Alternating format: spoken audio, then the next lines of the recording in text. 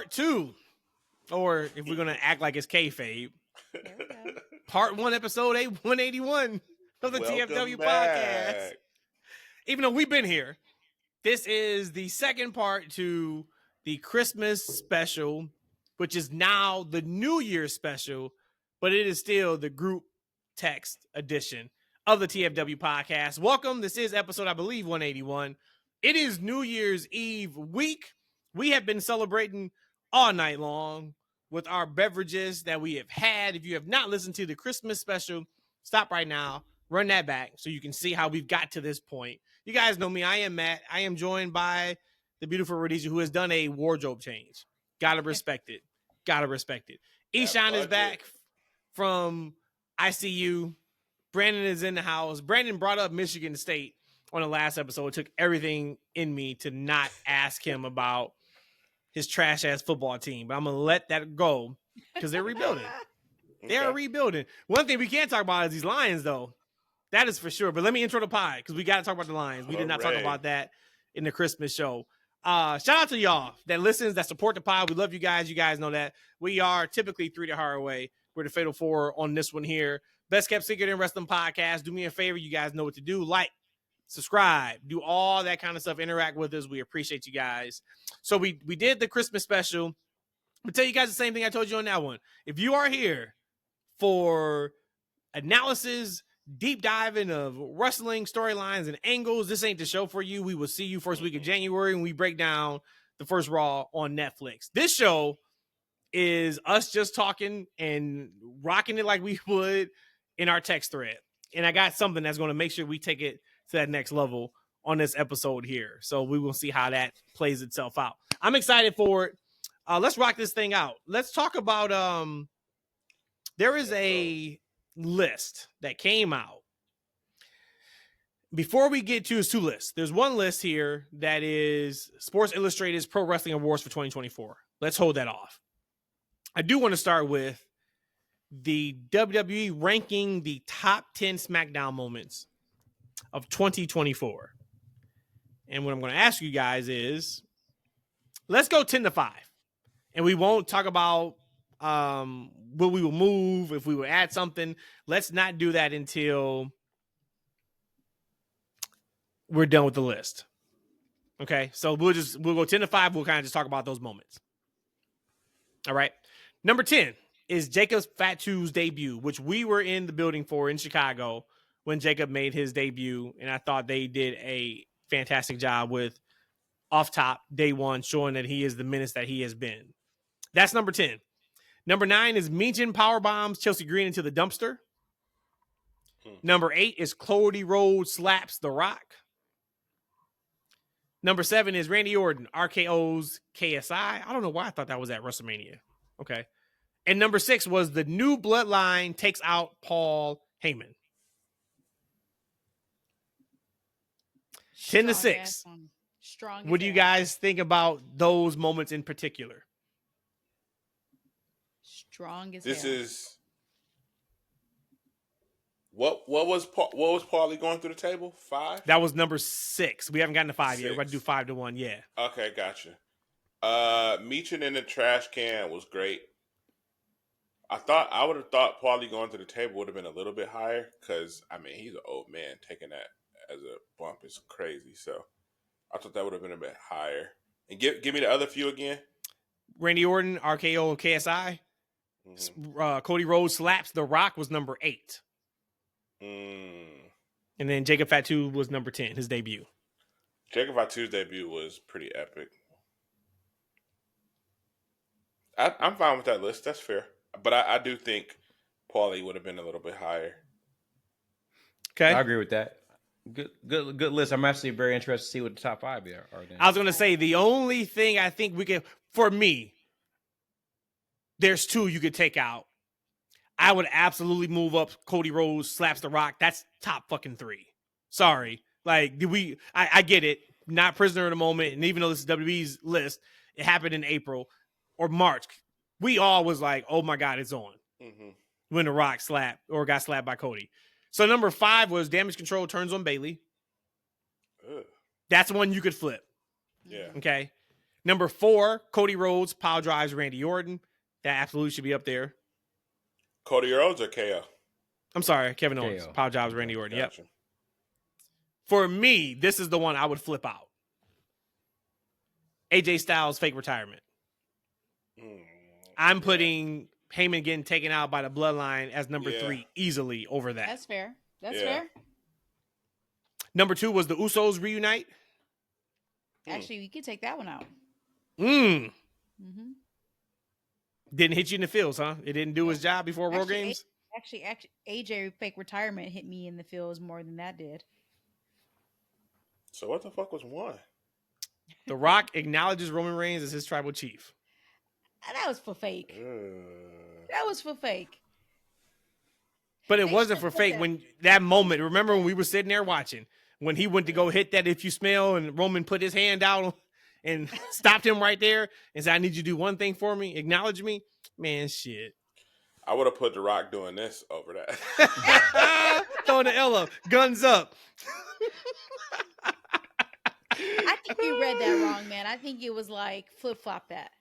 It's not. That is the list according to WWE for the top 10 SmackDown moments of 2024. There wasn't anything higher than Randy Orton, RKO, and Sai. I'm sure they probably are looking at the numbers that probably did. Right. Like, yeah. But like, probably got big numbers on that. Everything was higher than that. That's number 10 for me. If we had to keep these same things, that's absolutely number 10. Yeah.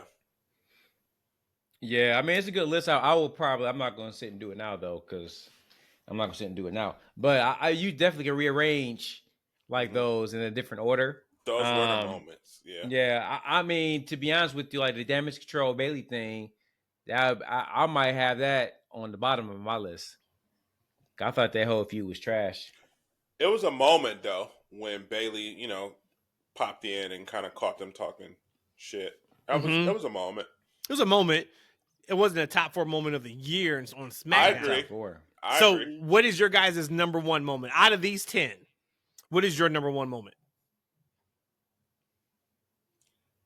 I don't know that my moment is in that list. I feel like it was something else between The Rock and Roman. I can't remember, but I'll tell you what was the worst. When The Rock got his ass out there and was singing, I think there was a... You like the concert? That concert was fire. I like the concert. That shit. Yeah, that concert was fire. I like the concert. Yeah. I felt like from a story perspective, like it was really strange that, all of a sudden, Rock wants to be this final boss, evil bad guy character, and then for that night he wanted to be a good guy. Like that was weird, but also, I mean, it was entertaining if you want to take it and bottle it by for what itself. it was, right? Yeah. The moment was when they perfected that motherfucker's entrance. Ooh, boy, that Raw in Chicago. But that shit built, man. That shit built week after week after week. That shit built. When they pinpointed that entrance for The Rock, sir. Ooh boy. In the words of Matt, ooh boy. Man, oh boy, I'm telling you, like that was beauty just to watch that because you could see it. You could see like the wrinkles they added and they were playing with it. And then the one when he came out of Chicago, he just walked out, and like that shit was so hard. Dwayne, we talked to you last episode again. Show up to WrestleMania, man. Yeah. There's nothing more important. There is nothing you can do in Hollywood that's more important than giving us Roman and The Rock in Las Vegas at WrestleMania 41. That'd be done. I think, if I'm not mistaken, they're shooting a live action Moana down here on one of the studios. I can't remember which one it is. Oh, really? Probably the newer one. Yeah, but they're shooting a live action Moana down here. How was it? How was? Did you guys either one of you watch number 2 yet? I haven't watched 2. Cameron and my mother-in-law and Marissa went to go see it, and they liked it. I didn't go. I think that was 2 weeks ago. I didn't know it came out yet. Yeah, it came out Thanksgiving weekend. Yeah. Okay. Yeah, I do want to see it. A couple weeks ago. Yeah, I do want to see it. I'll watch it with the boys sooner than later. Yeah. So that was that list. The Raw list is not. I'm going to assume is going to come out, of course, a couple days after we recorded this, so we won't be able to talk about the Raw list. So that is what it is. You did bring up something that I thought was fantastic. Or no, it may have been Brandon. Right before from recording, the Christmas show to this show, you brought up something about WWE ID. What was that? That was I can't remember. Oh, I just is pretty much saying I don't really understand it or know what the point is, because I just saw like Timothy Thatcher is going to be in the ID match. Like, now this dude like 47 years old. Like, yeah. So like, I like it. Like, what's he doing in it? I know that I heard he originally signed back as some type of a coach or something like that. So I just don't really get the program and what they're doing with it. I guess it's the way the ID indie talent that's already signed elsewhere. I don't know what it is or what it's about, to be honest with you. What platform are the matches going to be on? They're in the indies. So this is the first I've heard about a match. I know that what they've done that I've seen is like they'll say beforehand, like, hey, somebody at this indie show is going to be tagged as next on WWE ID. Yeah. And that's kind of a thing. I think it's a tremendous program. I think I don't want to give Triple H too much credit, but Triple H NXT was his baby. Mm-hmm. In the thought process he said publicly was, we need to figure out the future across the board. Announcers, cameramen, wrestlers, like, what does that look like for the sport, particularly for WWE? So if you look at AEW now, AEW is taking a lot of the indie talent because of the schedule, because it is very indie friendly in regards to how matches are put together, how they're able to work, et cetera, et cetera. Mm-hmm. And I think this is just another layer for Triple H to say, and WWE to say, okay, how can we put our tags on people before they get big to the point where we could lose them to another said company? Mm-hmm. So I think it's very smart. And I think it's great for the talent, because let's not act like WWE's system is not world class. So, yeah, if you're not a WWE fan, well, you probably not listen to this podcast, but you probably don't like that. But if you look at it, it makes perfect sense. It makes all the sense in the world, because that is going to be the next generation where they can look at people and say, you know what, I think they have something. Let's go ahead and tag them. And if they never make it on NXT or WWE, which is going to happen to a few of them, unfortunately, fortunately, however that looks like, okay, fine. But if they do make them, we tagged them already, so they're ours. But, you got like a talent like, a while ago, they tagged Kylie Ray. Mm-hmm. Like, she's been out for a while. She's had numerous tryouts.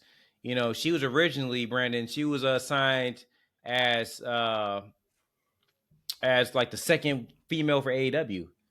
Mm-hmm. And they had big plans for her, and, something happened, and she ended up not fulfilling the contract or really debuting for the company. And then she was in TNA for a while. Told me she had like some addiction issues and all this other stuff. Allegedly, well, she spoke about it. She had alcohol issues for sure. So she's spoken about that.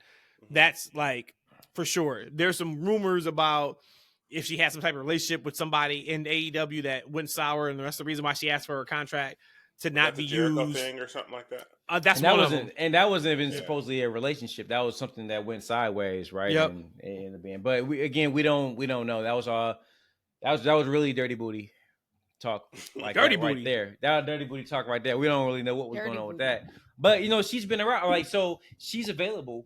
Like, why are you IDing her? Like, sign the girl. Like, right? Like, what? That's what I'm talking about. I don't really get what it is. Like, right? Like, but maybe it's touch and feel with her, given her history. So she did work a dark match a few months ago, and she is like one of the coolest, sweetest people in the world. I've told stories about her before, but I've been in the locker room with her before where like she worked her match and then she tried to clean up the locker room. It's like after her match. And like I literally said to her, like, what are you doing? She's like, well, it needs to be cleaned up. It's like, okay, we have somebody else do it. Like, I have that. Like, you're the talent. Relax. Yeah. But she is a tremendous person. But it could be something to the point of we don't have space for you right now on NXT or WWE, but we want to market you. That's a great point. That is when I look at somebody like her. Some of these younger talent, it's because they're super young, and they get, hey, you may be on the Indies for another 18 months to 24 months, and then maybe we could put you in the NXT, program once it makes sense. But somebody like Kylie, that's kind of when I saw that, I was like, oh, they don't have a spot for her yet. When they do finally have a spot for her, they'll bring her over. So when you mention that brings up a good point, or at least a thought in my mind. Like, if you get the WWE ID, but not necessarily a WWE contract, are you still getting like that marketing push from the machine, you think? Not yet. Okay.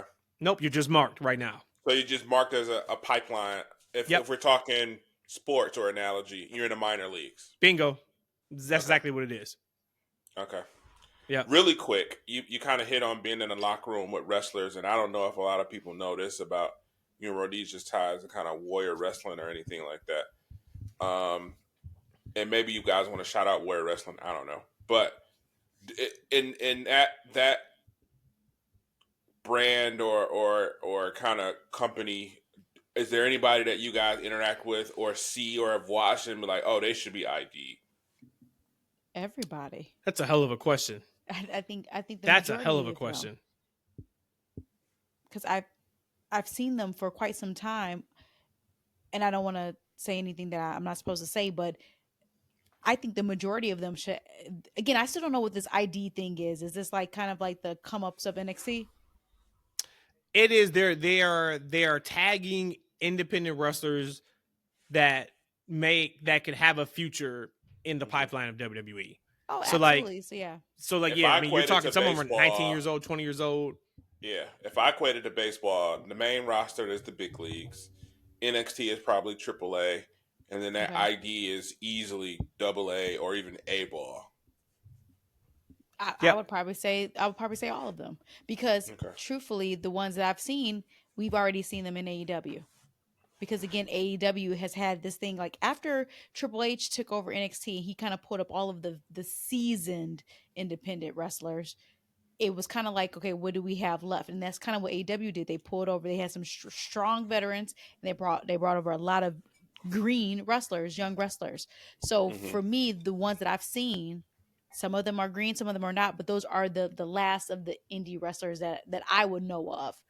And again, I don't know a lot, but that would be the ones that I know of. So those people I've seen now, they've either been on AEW or possibly they should already been in WWE in some kind of form. Okay. So I wouldn't say everybody for sure. Not close, to be honest. And shout out to Warrior. Warrior is no longer a Warrior right now. We've switched to Pro Wrestling Ventures, and they put shows on. I didn't get a chance to go to the show in November. They were in Milwaukee, but shout out to them nonetheless. It's hard when you're in it and when you see the talent, because then it's kind of at times it can be hard to take away what you've seen backstage compared to what you see on camera, right? So you ask that particular question about, hey, who should be there? Because you want to say like, oh man, like that person deserves a shot or she deserves a shot. But for me, if you are being tagged for WWE ID, you got to have that special thing. And I say that just to say like, you have Impact, you have AEW, and you start to be special to be on TV to a certain extent. But to me, you got to have like that thing. Like we look at it's just, if we just take the women, that has come down the pipeline that have been massive stars for WWE in the last decade, Sasha Banks, Charlotte Flair, Becky Lynch, Bayley, like, yo, think about like that level. And then, then like, let's throw in from Impact, Jordan Grace. Yo, and now let's look at Roxanne and Stephanie Vicure. And so it gets to a point where you're like, okay, if you're not like that, should you really be put there, or should you go somewhere else and then build up that resume to where you are that? So for me, that's why it's hard to answer that question. Because anybody that I've seen there has either been on Impact, AEW, or WWE. I haven't seen anybody right now, and no shade to anybody that is at that level at this moment that I say they should be on TV right now this second. Yeah, everybody who should be on TV haven't had that exposure. Correct. You know what though? I'm gonna say this, man. This is a hyperbole statement. I got number two. I'll let y'all usually have these kind of statements, man. But I'm gonna say this one, and I'm not saying this with no hate. This is logic, and I'm keeping it real. AEW is fucking up the system. Elaborate more. Ooh, say it. They are getting a lot of these. They're getting a lot of this young talent. They're signing them, and they're not doing shit with them. They're not developing them. And honestly, I think a lot of them are being stagnant. Right? They're going to ROH. They're going. They're half-ass showcasing them on AEW. Right? So a lot of these guys, they're getting this money, which is great for them. Because at the end of the day, you get a lot of these. I guess I would rather make money, right, and make a good living than struggle, right, to try to get to the WWE or to get on TNA, whatever the case may be, right? So, I would not say that if I was a young person, I wouldn't take that avenue. If somebody's going to give me a contract, some guaranteed money, I wouldn't take it. However, they're going to AEW and they're going ROH, not being featured, and they're not improving their craft. They're not getting better characters. They're not improving their promos, and they're just kind of sitting in a bucket of sameness in AEW where they're not getting better and they're not really getting featured, right? And then now they're sitting in holding patterns for years.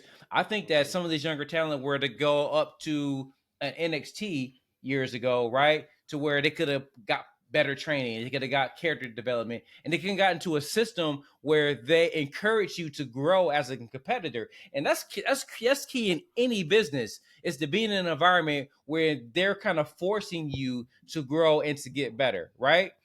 There's too many businesses where they allow you to kind of languish and they just kind of stay into a mediocrity. And that's what you're seeing. You go on the AEW roster, how many of those young talents have gotten better?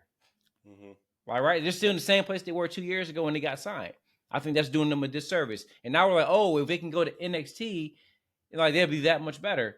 Well, shit, they could have been NXT 2 years ago and maybe be in the main roster by now. So how about this, E? Let me ask you this question. What if, because I think you're looking at it from you've been watching wrestling for 3+ decades. The eye test is telling me this is what you should be, or you should be doing, or should not be doing. That statement is from that. Because if they are taking care of their families, if they are happy, who's for us to say that they're doing it wrong?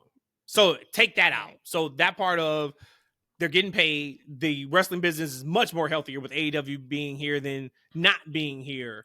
You're looking at it just from a creative, maximizing your potential perspective, right? Well, take aside from the first part of it. I'm not going to knock anybody for making their money. If someone's happy being mediocre, who am I to judge, right? If somebody wants to be mediocre at their job in their life, that's cool. That's not for me. Because my level of success is different than theirs. Right? Mm-hmm. So if you're cool with just, being on TV once every 6 months, I'm not going to judge that. Maybe I would want to do it too if I was getting paid good enough. Right? I'm not knocking that.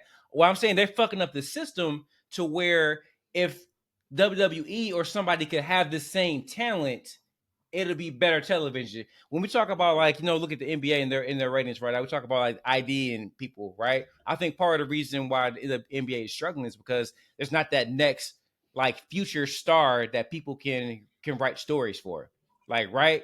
That's what I'm talking about. It's easy to get somebody young and then get them satisfied being at a certain level, right? But you go to a certain environment, you can take that same talent, nurture it, and it can grow and be bigger for the actual business perspective. So if people are happy being where they are, that's cool. But I just see there's so much young talent in AEW that's been the same, young talent for a number of years. Right now, at least now we get the I don't know how this ID is going to work. So now we can get these people young and now start moving them up the ladder a little bit sooner to maybe make something a little bit more for that company's future. All four of us are huge NBA fans. You brought up basketball, the ratings. Mm-hmm. We've seen the reports of the last few weeks, and it is interesting. We haven't really heard much about failing ratings like this in pro sports, maybe ever. So if I wanted to have a deep conversation about that, I think there's something to that. I think there is something to these conversations being had so loudly about their ratings being down. The average fan doesn't know what MLB's ratings are, NHL ratings are. NFL they tout it. Like we all know the Super Bowl is the biggest, show in the world, and et cetera, et cetera. But so I think that's something that's a separate opposite question of what I want to ask about the NBA ratings. But four of us are all pretty huge NBA fans. The ratings are down, I think, as much as 50% if you look at a certain amount of years or months. I know I personally have not watched them much of the NBA. Why is the NBA ratings down like they are? And if you had a magic wand to change one thing with the NBA that you think would help spur excitement, ratings, attendance, whatever that looks like, what would that be? I think there's a number of things. Off air, we kind of talked a little bit about why. What we didn't bring up and what I'll bring up now is I think there's a different type of demographic that is watching or isn't watching basketball. I can remember being a fan as a kid, obviously leading up to now.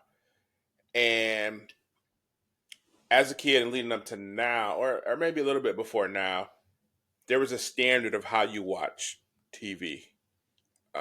It was cable network, your Comcast, DirecTV, or whatever it is. That's how you watched it. There's a good segment of people our age and a little bit younger and a little bit older who have cut cords.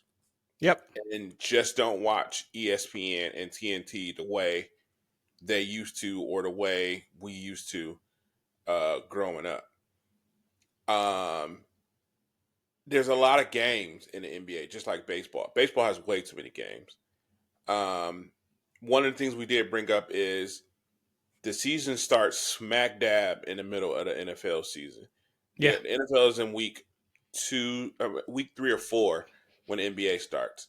And NFL is king in the United States. The way soccer is everywhere else in the world, NFL is that way for the United States.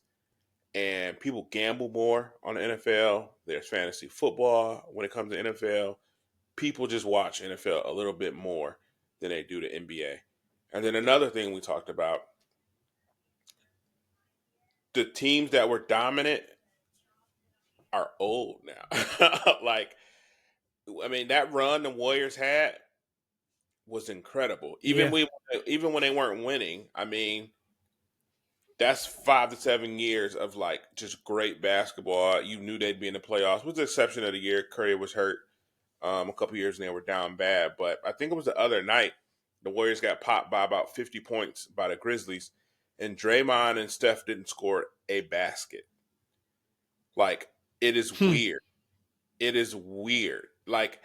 And for a while, we've watched NBA, and there's 4 to 5 teams that you can say, all right, they'll win it. The NBA is saturated with poor basketball. There aren't a bunch of great teams. There isn't enough competitive balance, in my opinion. And the stars that have carried the league now for quite some time, with the exception of LeBron, still doing great shit, and Steph Curry, who's still doing great shit, can't really carry the league anymore. And I think for the first time in a while, we're at a stage where we don't have the next wave of guys that can carry this team. Now, granted, Anthony Edwards is amazing. Shai Gilgeous-Alexander is amazing, but they aren't superstars yet. Right. And they're stars. Yeah. There's a difference. Exactly. LeBron was a star, but after year 2, he was a superstar. And you can argue his rookie year, he was a superstar. But you had LeBron, you had Melo, you had Chris Bosh, you had D Wade. They were ready-made to carry the torch after that last wave of Shaqs, KGs, those kind of guys. I don't know that we have that wave of stars right now that has the household name. Jokic is good. He's great. He's a star. He's not a superstar. Wemby might be the guy. The jury's still out on that. He's really, really good. But I don't know that he's the player that is going to transcend what we saw with a LeBron, a KD, You know. So they're missing that star.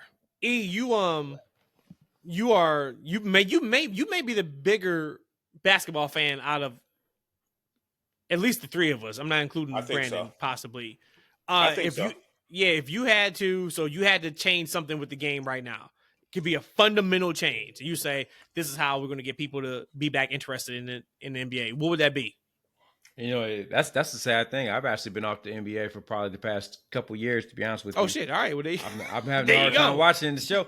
I mean, I think it goes back to exactly what Brandon said. Package and we didn't watch. We didn't watch it. Yeah, that's why I said I'm like, Brandon, I don't know if I want to keep paying for this, man. I'm not watching these games, man, because I think Brandon is absolutely hit the nail, because I think that's what ties into the wrestling thing, and you know, with the ID and paving the way for the future. I think because the league is missing stars. Like, you know, Steph Curry is aging out. Like, we know at this point, like, the Warriors, like, their heyday is over. Like, right? LeBron James is, 40 years old. Like, his get that water out of here. Look, and you know, and what the number 2 most popular player on the Lakers is Bronny, right? And Bronny, you know, is averaging. Did you see that? Like, his jersey sales? Yeah, are, like, it's crazy. The roof? Yeah, but kids love him, like, right, and he's not even a good player. So I think that's the biggest thing is that they need stars. 1 second, while we talking, Bronny, if that ain't a nepo baby that I've ever seen, what? This N-word don't play road games with the G League. Wait, hey, he about to play some road games, man, because he ain't got it. Look, and at the same time, hey, Matt and I, we all talked about it offline, man. I'm all good with nepotism thinking. Like, that's everywhere, man. Look, if you have the opportunity and you're in a position, and we have the position to put our kids on in some type of way, we gonna put our kids on. So I know that was a thing for people to say, like, look, if you had the position to do that for your children, you would, and if you not, I don't know what kind of parent you are, man. I know, like, there's a lot of weirdos out there that don't want to do things for their children. You're bad people, man. I mean, let's just say what it is, man. This is a PC culture. Let's just keep it real, man. If you don't want to do nothing for your kids, you're a bad person and an even worse parent. I'm not gonna sugarcoat it. It is what it is. This is the reality of the situation. Do you, boo? Be a bad person and be a bad children, because bad people create bad children. That's why we got the cesspool the world we in. That's not me being hating. That's facts. You a bad person. So I agree. But going back to the NBA and look, you gotta at some point, like early on, you gotta start looking to see, like maybe the NBA should start looking into like grade school and college. Like, hey, who's the next it kid? And let's help groom these people until they get to the league, right? Because I think that's a big part of it, is that there's just no superstars. And as Brandon said, there's a lot of bad teams. When we talk about like AEW, and I said, all right, look, I'm not knocking people for getting their money, but you got a lot of young, just talent that's not productive, right? Like, they're not great promos. Like their moves, they got a couple flashy moves, but it ain't it. They're not getting enough time. They're not getting enough experience. So now when it's time to put them in the game, you getting a half-baked product. And you look at these games, right? They shooting like 100 like three-pointers, and they're shooting like 30%. Like, right? You got dudes coming off the bench, shooting 15 threes a game. Like, right, and making 4 of them. Like, and this is not great basketball to see people shooting threes, man. But I think it comes down to, just like wrestling, any promotion, it comes down to star power. You got to have some stars, man. Like, and I think that's the biggest thing they're missing. There's no stars, and they gotta maybe they need the NBA ID people, starting in grade school, man, and start developing this talent, right? And maybe it would not surprise me if the NBA popped up with like academies, the same way like if in Cuba they have baseball academies, or in Europe they have tennis academies or soccer academies. There's a reason why Luka Doncic and like Joker and all these dudes are like so good, right? Because they start these kids as professionals at very early ages. At like 15, 16. Yeah. Professional, not high school. We're talking about professional. And I think goes into, not just the basketball part of it too. I think it might be the grooming of like them, right? Like, right? The people you're talking about. Exactly. Character. Like, you know what I'm saying? The character, you know, how they conduct themselves in interviews. Maturity. You know, what they're doing outside, you know, of basketball. Take these people, ID people who have unique characteristics, you know, as far as charisma, basketball skill, etc., and then put them in a nurturing environment, right? To where, boom, now when they get to maybe it's college, you know what I'm saying? Maybe they get to the NBA. Now you got a LeBron James who, like, you know, year one is ready to be an all-star. Like, right? Yeah. That's so interesting you say that too, man, because like, if you like, so now let's encompass everything to what you just said. WWE for the longest time, from the John Cena era to just when Triple H took over, I think Vince was extremely butthurt that Macho Man decided to leave him, that Rock went to go make movies, Austin went to, you know, take his ball and went home. And I really felt like Vince ran WWE like nobody's ever going to be bigger than WWE. I'm going to make sure if somebody ever leaves me, I'm good to go. And I used to say that was a detriment to the company, because you could tell, like, as soon as somebody outside of Cena got too big, then we started booking them to where you're back down to size. If you look at that, has been completely not a thing with Triple H. I don't know if Triple H just doesn't care if they go and model or be movie stars, but he's not acting like it on their television show. Look at Roman Reigns, bigger than life. Rhea Ripley, bigger than life. Gunther's being presented that way, kind of. Drew McIntyre's being presented that way. Liv Morgan's being presented that way. Bianca Belair's been presented that way. Jade Cargill's been presented that way. So there's so many people now that is being presented without that glass ceiling, it feels like, above them. To your point about, like, LeBron James. Go ahead, Brandon. And I think to add to that point, when you get these larger than life stars and they're able to go and do movies or commercials, that transcends your typical popularity or typical audience, and you bring in new eyeballs. Yes. And now, so that was my point. The NFL is playing by the cheat code. The NFL is always going to be the jersey and the helmet. It is never the face. Right? Like, as much as people can make it seem like Patrick Mahomes is the face of the league, Kansas City Chiefs helmet is the face right now. Right? Like, Dak Prescott is never going to be the face of the league, but the Dallas Cowboy star is the face of, allegedly, America's team. We don't believe that at all. So it's always going to be the jersey and the helmet for the NFL. For the NBA, I think they had Ja Morant pegged as "you are the guy." He was the guy that used to get me excited a couple years ago. Just like I made sure I tuned in to watch Ja Morant. And him being a knucklehead out in the streets and fucking up, it's like, well, you fucked that up. So when people talk about fucking up the money, I'm sure there was hundreds upon hundreds of millions of dollars that was fucked up on the money because Ja Morant wanted to come out here with his IG and toting guns. But what do you expect when that league is a young league? You are talking kids getting brought in from college to the NBA at the age of 19 and 20. Now, granted, I was never a gun-toting kid when I was a kid, but I was a kid. If you were to give me $200 million at the age of 18 or 19, I would have fucked it up too. You know, so like, I think there is something to that. The NBA is a young man's sport. All sports are to a certain extent, but your rookies in the NFL are like 21, 22. Or some of your rookies in the NBA is like 18, 19 years old, getting everything thrown at them. Best way you gotta have the team around you. And I don't know, and I don't know. I'm sure they have something along the lines, but I don't know that the NBA rookies get a similar symposium the way NFL rookies do.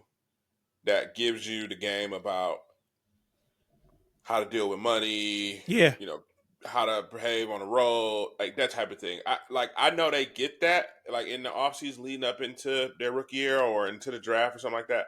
I'm sure the NBA has something along those lines, but I don't know that it's to the extent that the way NFL players are prepared.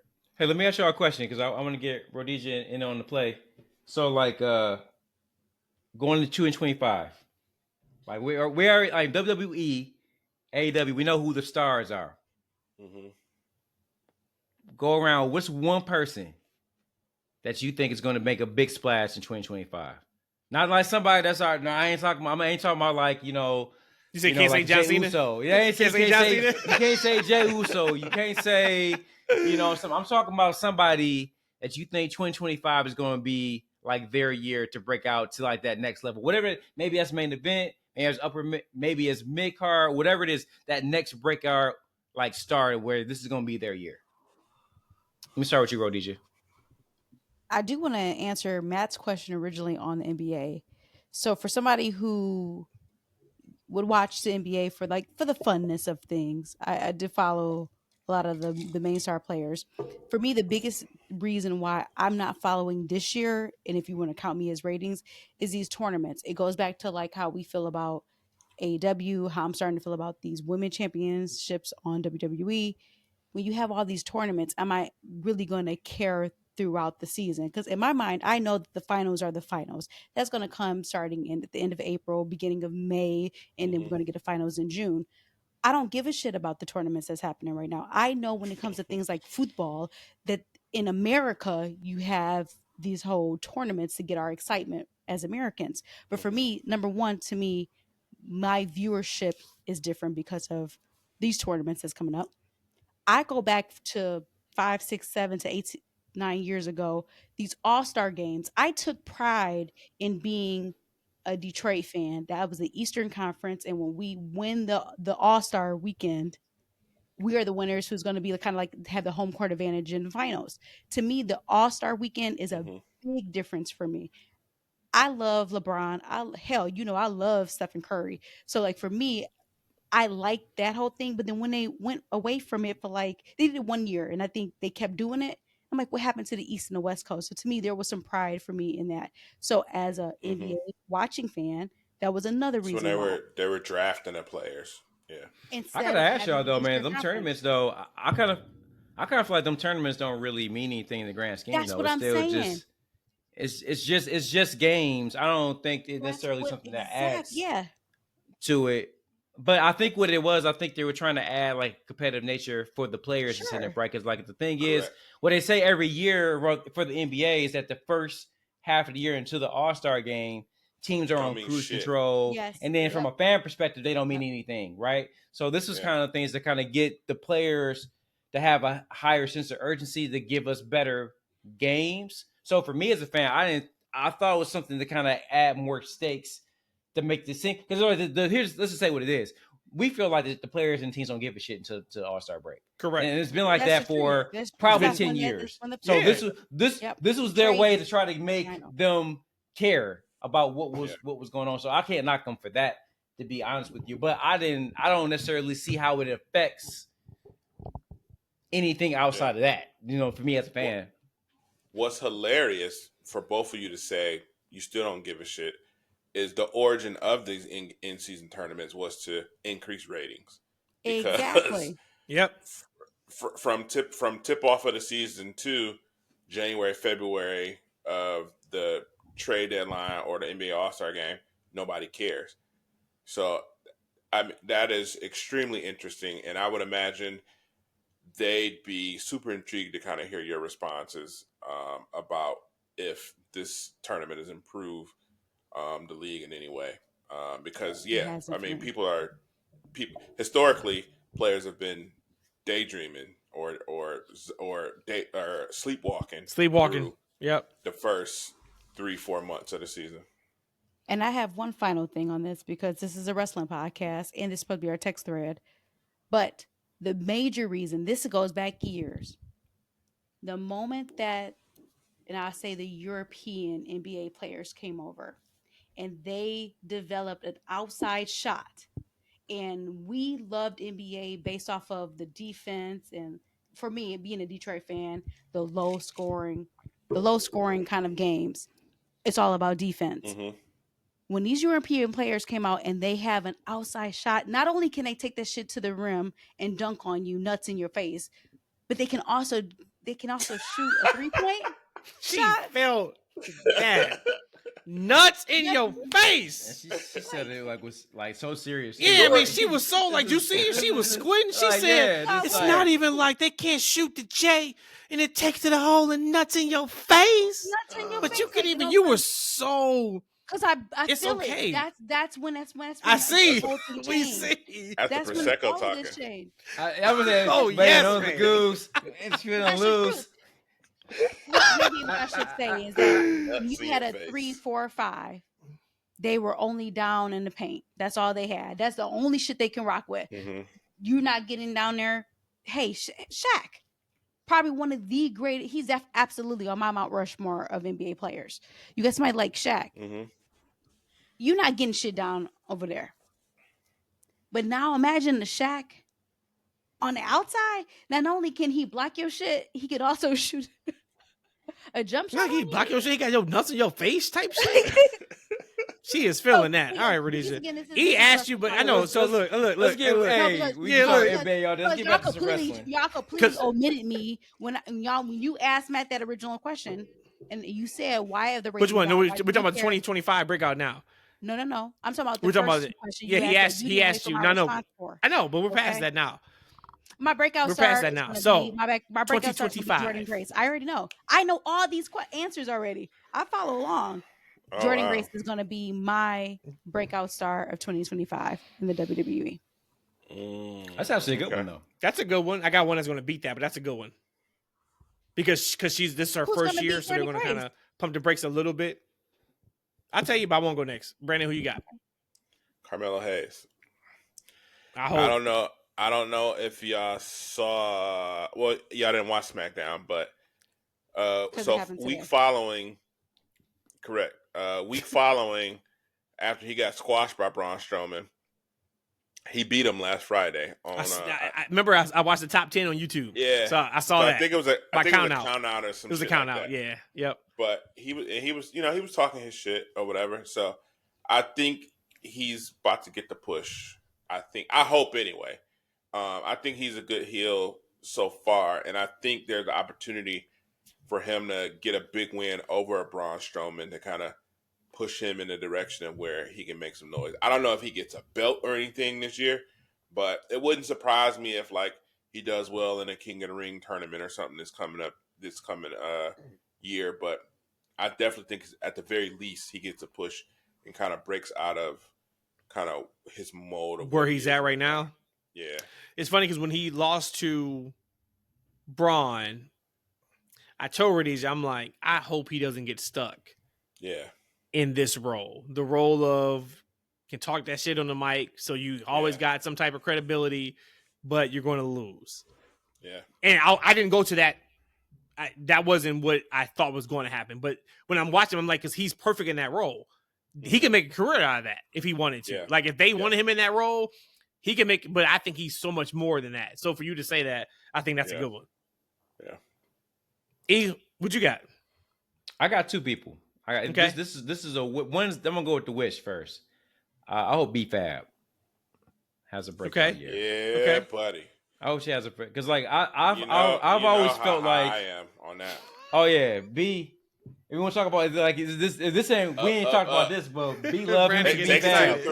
Brandon getting excited. He about to take it real to thread. Brandon likes some B-Fab, and I'm with him too because I've always felt like even from the Hit Row days that she had it. I think she looks good, right? Mm-hmm. But also she has a presence and a delivery on the microphone, which is really great. I thought can you be utilized as a mouthpiece, and so and you hear a lot of the talk backstage, all the improvements she's made from a ring perspective. Mm-hmm. So I like to see her put it all together and make some noise in the women's division next year. But I'm hype on Omofemi this year, y'all. I think okay. That's a good one. I think he's going to have a big 2025. I can see him being on because I feel like they can see, and this is the nice thing about where we are with the WWE and NXT, Triple H and Shawn Michaels in a relationship right now that we didn't have with Vince and Hunter H in the past, right? We talked about how in NXT. They were doing certain things, right? And then when they got to the main roster, you'll see it for a minute, and then almost immediately Vince started putting his hands on the gimmick and changing it and turning it into something that it shouldn't need to be, right? I think on NXT, Omofemi is going to He's going to dominate in the way he's dominating in NXT. And then, boom, you're going to see him take that to another level. Like, right? I don't think you're going to see like him change. I think you're going to see some tweaks to probably like, his mic work, to his ring work. I think he's going to benefit from being on roster with more experienced talent. And I think he's going to have a big year. I don't know if he's going to be like the next world champion in 2025, but I think he's going to be the next like mainstay in like that top echelon of like that mid that guy, card. the big man. I know exactly what you mean. Yeah. Does he go to the main roster this year or anytime soon? 2025. 2025. I think so. I saw Scuttlebutti about the reason why he's kind of been off air with NXT. It was because he's going to debut soon. I don't know. I don't think that's true. I heard his ass went to Nigeria and he was hanging with his family. So he went back home. He went back home. I heard he was on vacation. Yeah. Okay. So my answer is a little bit different than you guys, but it's Tiffany Stratton. Tiffany Stratton's going to take that next step. Yep. She has been talking about somebody who's been handicapped. Is she going successful cash in? 100%. Mm-hmm. Man, I think that's you know what, you don't be letting Rhodesia get away with that kind of stuff, man. I think that's an easy one, man. I mean, the girl got the money in the briefcase. Like the chances of her not. I mean, I'm saying because she hasn't been, that's too easy. You think so? Because the reason why. So take out the championship. Mm-hmm. If she wins the championship, I think it's going to be a reign that means something. Right? We've seen some Money in the Bank people that's had it, they cashed it in, they lost it, and we never think about them again. But like, she's going to be main eventing some TV shows in 2025. She's far from that right now. She's on that trajectory though, man. If you think that's the easy one, if you think that's the easy one, then give me Roxanne. Roxanne will be on the main roster in 2025, and I don't think she'll be holding championships. I think that's too much, unless they try to run the underdog prodigy thing. I think she's one thing with her, and probably her quickest feud is probably with Valkyria, because in my opinion, she's probably gonna win that IC belt. That's a good one. Yeah, I looked at that. I mean, Natty made a great point. Y'all know I love me some Natty. Natty was looking great in that red outfit a couple weeks ago. Boy. I love me some Natty, but Natty kind of is what she is. But Natty made an incredible tweet about, go check that out. She looked like something. I was actually going to tweet at her, but I didn't know if that was kind of disrespectful to say you look like something, so I didn't do it. A little thumper on her.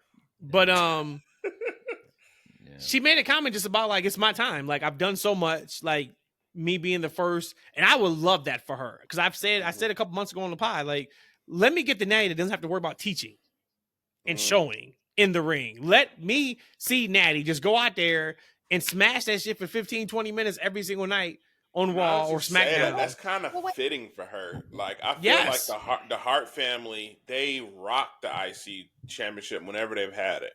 Yep. But I gotta tell y'all though, man. Like, right there. Let me ask this real quick. You say that you want Natty out there, but today, let's be completely honest here. Who would she do that with? Any women that will be up for the IC, but at least she's the champion. She's the first champ, which I think would be such an awesome nod to her. But your I don't know how the bracket is set up, but if it were the finals, well, shit. Look, let me pull up Twitter right now. E, what were you about to say? I'll pull up right now because maybe she lost tonight, and this is all for nothing. We won't know what happened on episode 181. Yeah, but no, let's see what we got. Look, I mean, the thing about with Natty though, like this, I like the reason why we know, a couple shows back, I said that I would like to see Natty in AEW, just to give her a change in environment, just so she can have a reset and a refresh, so she can get the years of being the local enhancement person, off of her, because I just feel like she's been the resident, like, loser for almost 10 years in that company. Like, right. So it's kind of hard to untrain me to think that now, in year 20, that they're going to make her a serious threat to anything. She's always been like the person that gives someone a good match and then ultimately lose. Like, I think that maybe she can go to NXT and she can go through and she can ragdoll like that promotion right now.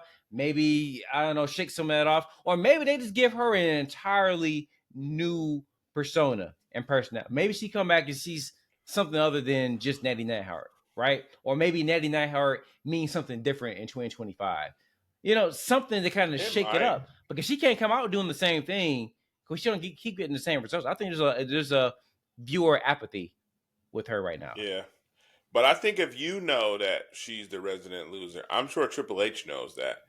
And the way they book it and fix that is her winning this IC title. And I don't think she gets all the love that you might think she would get in AEW. Like, I don't know that they have a strong enough or sound enough locker room to kind of take to what her presence will bring to that locker room. Like, I don't know AEW like that, but from what I gather, is at least that women's locker room is pretty broken. And I don't know that she would want the responsibility of kind of walking in there and trying to fix that. Well, I don't know if you mean from like a backstage perspective. I'm just talking about from a fan watching a television show. I know if she goes there, her record is 0. Like, right? Okay. She doesn't have any of the losses, right? And so I know when she goes there, I see her wrestle, Chris Statlander there. I don't automatically in my mind go like, oh, Danny's losing this one. Ooh. Like, right? She goes to wrestle. That'd be a great match too, though. You know what I'm saying? she goes to wrestle. Serena Deeb. In my mind, I go, oh yeah, Natty's losing this one. Like, you know what I'm saying? Like right now, she would murder if you put Natty in a match with, Rox. Let's say you got Roxanne Perez debuts on the main roster. Like, right? Don't do this. And it's in the match is Roxanne Perez versus Natty Neidhart. I know that Natty's getting a tan. I know she's coming back and she'll be blacker than me by the end of that match. Like, I already know. You know what I'm saying? And whatever you have Natty at in terms of win-loss record, add a woman to her loss record. You'll beat her in the IC tournament tonight. Oh, for sure. And that's the only thing. So, let's talk about giving her the IC title. So, like, right now, I don't care about the IC title right now. Like, you know what I'm saying? I don't care about it right now. I don't think I want to give a title that I don't care about to Natty. Well, that's what it is. So, yeah, she didn't win. Io won the tournament match for tonight, which is actually a week ago. It was Io versus Natty? It was Io, Natty, and it was a triple threat. So, it was Io, Natty, and I think maybe Isla Dawn, possibly. Where's Alba Fire at? I don't care about. Or maybe it may have been Alba Fire, actually.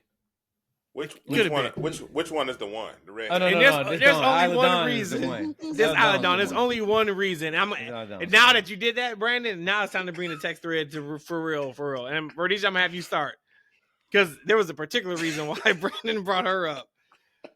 Who is your hall pass in wrestling? Meaning your wife or your husband knows. All right, that's the one. But look, so because I have a follow-up question. So you have to answer this one to the letter, okay? Who is your hall pass in pro wrestling? Where did you go first? Hall pass, that means my I need you to put the mic to your mouth. When you say hall pass, that means your partner's hall pass. I don't know. I don't know what you're talking about. No, it means that your partner giving you the hey, you can have fun with that person. That's a hall pass. Where like your significant other is the one that says, okay, yep, you're good to have that one. And then what was your second question?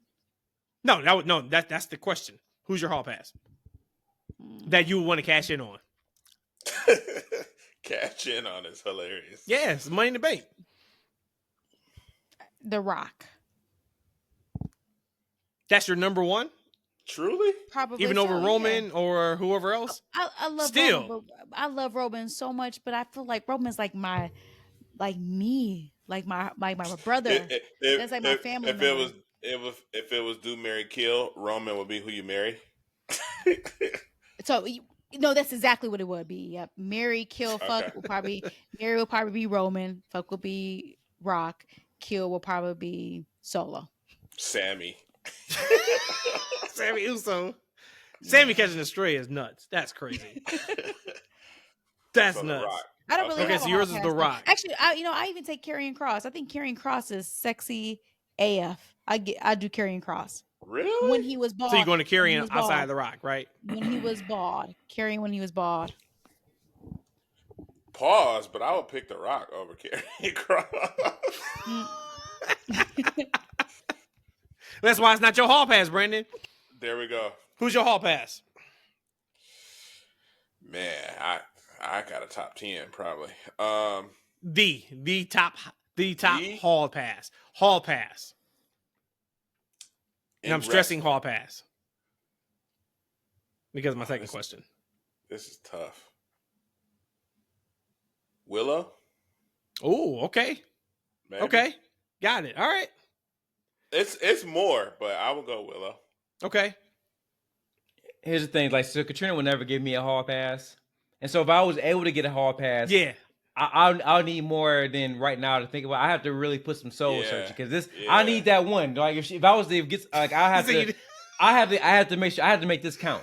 Okay, this is the only time so I'm not willing to do that right now. And then two, and thank you to Katrina's coworkers. They set up to the pod just recently, and I'm not going to let them take anything back with them back to her. So I'm going to also read Nick on answer the question. That's what you just tell me. I was joking. Remember, these two pods I was joking. You know I ain't mean that. Yeah, I was joking. That ain't real. Hopped on Yogi. Katrina don't play by them rules, y'all. Katrina don't play by them rules. Yogi T. That is funny as hell. So for my hall pass, well, for Rhodesia would go Karrion, I would go Scarlett. Okay.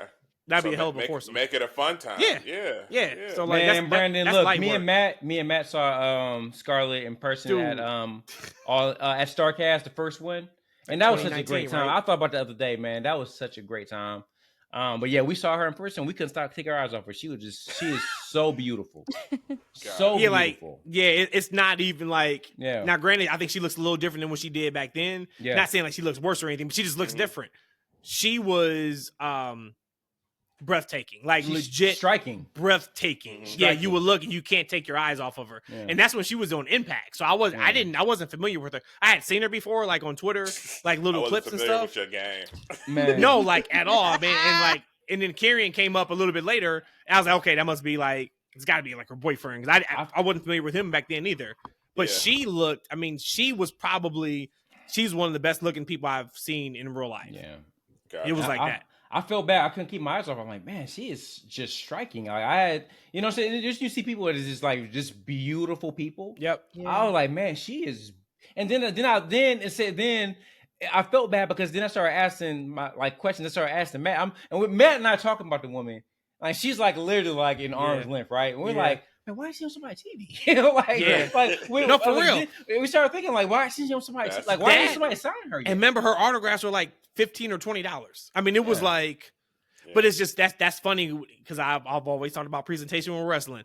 I'm sure now she can get $150, $200 per autograph. Shit, man. Absolutely. Same person, right? Same person, same beauty, same whatever she has. She was charging $15, $20 before, but now it's X10. But that's crazy because I'm thinking about we were at that Starcast, like the prices we're paying for autographs. We paying 3 times that now. Yeah. You know what I'm saying? For these same people. Yeah. It's crazy. Yep.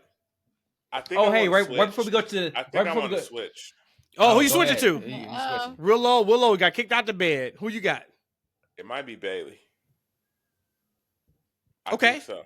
Because I don't know if y'all remember. I wasn't high on Bailey to start until that thing was thanging. Here's the thing. God bless. So she will probably bring her somebody ring work extra to the situation. The way she bumps. Right. She probably will bring somebody else to it. Right. An air flight. Hey, real quick, Matt. I got a random piece of trivia. Okay. Do you know that you and I are considered Xennials? Xennials. What is the definition of a Xennial? A Xennial is millennial. Yes, we're a sub-generation. Okay. Of we're not millennials, right? 'Cause we just missed that. Right. Right. But we fall in the last portion of the Gen X. So so basically it fits us pretty well. Give it to me. Especially with all the technology stuff. Wait. Okay. When does Gen X start? That is 77. Okay. But it ended I think like in 82 or 81. Okay. Actually, no. It actually goes what beyond. year I'm sorry. Rhodesia? I'm sorry. It's beyond that. The Zennials are 77 to 83. Okay, yeah. 87 to 8. Okay. 77. So 77 to 83. Oh, got it. Okay, so give me like what's like a thing that we are technology driven. Yeah. Okay. Technology driven. Wouldn't they? So what's right now? Right now, what's right now? Right now is after millennials. So yeah, so what is that? Gen Z. Okay, so then what is Gen Z. Z's isn't technology? But they are right, because like a lot of the Gen X, grew up without technology in their houses. So we grew up in a time period to where in our young teens, y'all still had 3 channels. We started growing up with computers in our house, and we had internet in our house, right? And then we got our cell phones late teens, early 20s, right? So we were the generation to where we started growing up with technology, but we're also young enough or old enough to remember not having any of that stuff. Not having it. Like, right? So like the millennials, they grew up with the stuff off the rip. They don't know not having it. And that's weird not fully because true. Not fully true, because I'm a millennial. If Rhodesia's 84, exactly. I'm a millennial, but we didn't have internet like that. Yeah. Although we're like, if 84s are millennials, it feels like we're the last wave of millennials, although we're probably that very first wave. And it's weird because there are millennials that are after us that fit that mold of like the employees that he was talking about earlier, like that 32-year-old lazy, don't know how to figure it out, no work ethic kind of thing.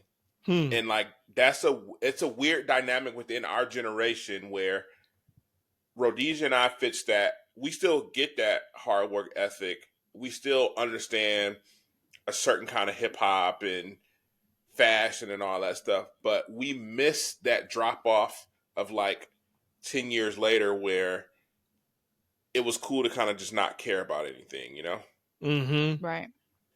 I think it was more of a, when we grew up watching television, were you part of the Fresh Prince of Bel-Air?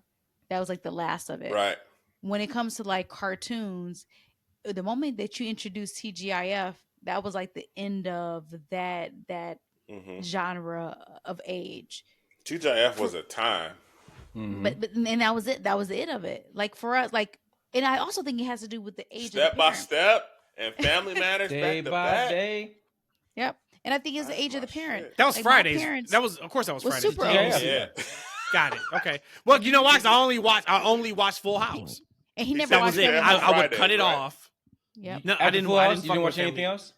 I didn't fuck Was with Full Family House Matters on back then. Fridays? Yeah. Full Now House was on it Fridays. started That it. It started let it off. It Yeah. started it. Yep. So it was Full House, Step by Step, then Family Matters? No, Step by Step. I I think. thought No, Step by no, Step no, came no. afterward. That was No. Yeah. Family Step by Matters Step was at was ABC. last. Step Yep. by Step, Full House, and what else? Family Was My Matters. Brother and Me? Was that? No. No, The what was hell the you talking dinosaur about? show? That was also TGIF. Oh, That my was God. Dinosaur Thursdays, Show. I thought. And that came on like at 9. That came on like at 9:30 or 10, didn't it? Which Something one like was that? It came on What was late. it? Was it just called Dino or something? What was Dinosaur. that? It was called Dinosaurs. Oh, okay, yeah. So that was also TGIF. Not the mama. But that's the Yeah. end of the TGIF though. But I thought the talk was very interesting. They talked about there's talking about like the different subgenre, like the different generations. I want So, another like lineup if now. you fall in, like sometimes like you feel misplaced because you feel in good the last call, couple right. years. Mhm. You know what I'm saying? So you may not necessarily relate all the way to the Gen Xers, but at the same time, you may not fall in line with all the millennial traits as well, right? So I wouldn't say there's a lot of things about a millennial that I don't follow, but there's a lot of things that actually I do. It was. To be honest with you, Okay. The It was Friday what? night- it was Family Matters at 8, Boy Meets World at 8:30, Step by That's it. Step at 9, and you'll never guess the fourth show. I will What's give fourth you a show? guess. Okay, what's I the will guess? Each of you get a guess. Go for it. Fourth I show. have no at idea. 9:30. No, give me something. Who's the boss? Yeah, Who's give the me boss? something.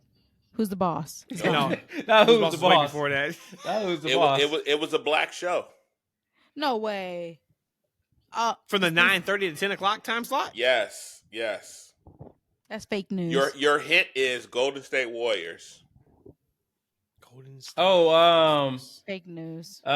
Chef Steph Curry. No, it's not Steph Curry. What's his name? Mark Curry. Mark Hang Curry. with Mr. Hang with Mr. Cooper. Oh, Hang with Mr. there Cooper. you go. But you super know late. there was different versions of TGIF for like years. TGIF was on for at least about a good 10 years. 4 I or feel 5. like Because how long? Well, long. 10 years. Because Family Matters. Family Matters was on. Wait at a least minute. 10 years, right? Did you know Perfect Strangers was in that? That's fake news. I don't You think know Perfect what Stranger was. Hell is. no. That's like, a lie. One of the shows was a spinoff from Perfect Strangers. I forget which one it was though. Family Matters was a spinoff from Perfect Strangers. Did you know that? That makes sense because I believe the girl, the mama was the security guard or something. She's security, or a receptionist, something like that. Yeah. Interesting. That's good shit. But thanks for bringing up the all right. That stuff nobody really cares about. Yeah. Exactly. I got one question. This was the only thing that I actually concentrated on for the last 2 weeks for our episode for Christmas. Okay. I've been holding on that for like full 2 weeks. Let it out.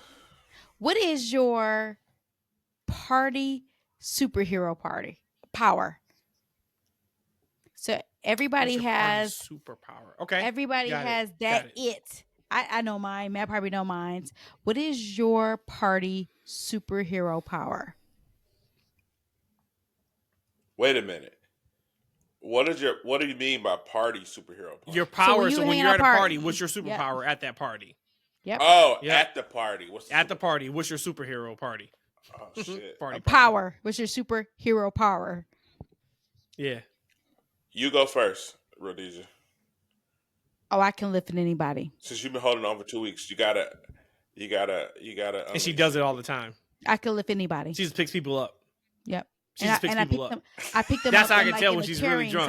And she just started lifting people up for no fucking reason. Yep. I was like, okay, got it. She's at the point where she's nobody. So you be on the ESPN 8, the Ocho, and you start doing weightlifting. Yeah, she's just on some fucking John Cena, Andre the Giant, Hulk Hogan type shit for no reason. She does it all the time. I can pick you up, right? And then she just fucking picks them up before they can say anything. That's hilarious. That's a fact. That's a shoot. That's a shoot. That's real. I don't know, man. Make the best drinks. Okay, so you the bartender. I will bartend, yeah. Okay, you the bartender. E, what's your superpower? I don't have one, man. I don't know. You have one, even if it's you fall asleep first. You have to pick one. E. That's your superpower. You have one. I want. Everybody has one. I know that's not it though. I'm up. From what I understand, E, you the host. And I wasn't the host. I wasn't the host either. I don't know what I did at parties, man. So who hosted the party? Hey, you know what? It was I'll say this though. I'll say this. I will end up being the social butterfly. I'll actually go around talking to everybody. There you go. And I don't do that. Like, I'm not the social go. butterfly. I usually get in my group. And it's funny. It's funny though. I don't think Rhodesia ever knew this. I don't think I ever mentioned it. I don't think I've mentioned it to Katrina either. But like so we back in the day, Brandon. Like Matt used to have these different parties, especially the New Year's parties. Used to be off the hook. They used to be fun. Okay. And like every year, Rhodesia had like a different like friend there. Like I would never see this person again. Like there's always a different person every year. Be a different friend. He said I would never see them again. I would never see them again. But Brandon, let me tell you, every year they was always on me. Okay. And then Katrina's like right there. Right there. Okay. Right? And so I'm social butterflies. I'm just talking. I'm engaging. Were y'all married yet? Yeah. Hell yeah, they were married. Married as hell. Married as hell. And I remember married as fuck. I remember this is one. It was a costume party. That was Halloween. That was a Halloween party. She was dressed as like Wonder Woman. This woman was flirting with me the whole time. Oh, she's a Wonder Woman power to activate. Huh? And I'm like, man. And the wife is sitting right here. And so there's another party. Like, right, one of them, like, look, and she's drinking something, right? And so she was like, yeah. I'm like, so what are you drinking? Like, I'm drinking blah blah blah. Like, I'm drinking this. Like, oh, okay, cool. Would you like to try some? I'm like, oh no, I'm good. Like, no, just try some. So she wants me to drink off of her. Like, right, and so I feel awkward shit in there, and I'll go ahead and drink off the drink. Hell like, yeah, E. Who does that? Who drinks off a random girl that you don't know? Shit. I mean, I've done way worse than drinking. Are you fucking kidding me? That's who drink after her. Oh shit! So that's funny. That's great. So then So he can tell that story, but he don't want to pick a. I like that. I like that. So Brandon is the residential bartender. I'm the residential weightlifter. He's the residential. Yep. Holler at the new person who's at the. No. He doesn't holler at them. He's social butterfly is what he said. Social butterfly. Yeah. Yep. And Matt, what is yours? Yeah. Let's clean it up. If mine wasn't the energy, that part, because I can also be that social butterfly. Yep. It'd be the music. It's the DJ. You are the DJ. Yep, the vibe setter. Yep. Oh man, we go back to the early 2000s, baby. It was Hot Boys all damn day. I'll set a vibe now. The vibe Hot Boys is banging. The vibe curator. Man, them parties was so much fucking fun. Like, I wish everybody who was watching or listening to us could experience some parties. I know people always talk about, like, oh, back in my day, those parties was a fucking one. Mm-hmm. They were. Like, everybody had a good time. We never had issues. Like, everybody felt safe. Everybody felt safe. That's the one. That was it. No matter who you were with. How often do you get the feels to spin music? You said what now? How often do you get the feels to, like, just get the music going? Oh, a lot. See, but now it's more of me turning it on and then just vibing to it, opposed to doing it for other people. I can still do that. Like, that's like, I know that's one of my gifts is to be able to see a crowd and know, like, the vibe and then play to that vibe. You know, even if they haven't heard that music. But now it's more for me, from a selfish perspective, because I've used to playing for everybody else for so long. Now it's like, let me enjoy it. But it's a completely different experience too, though, when that happens, because now, like, you're looking inward opposed to watching other people. You kind of like feeling yourself a little bit.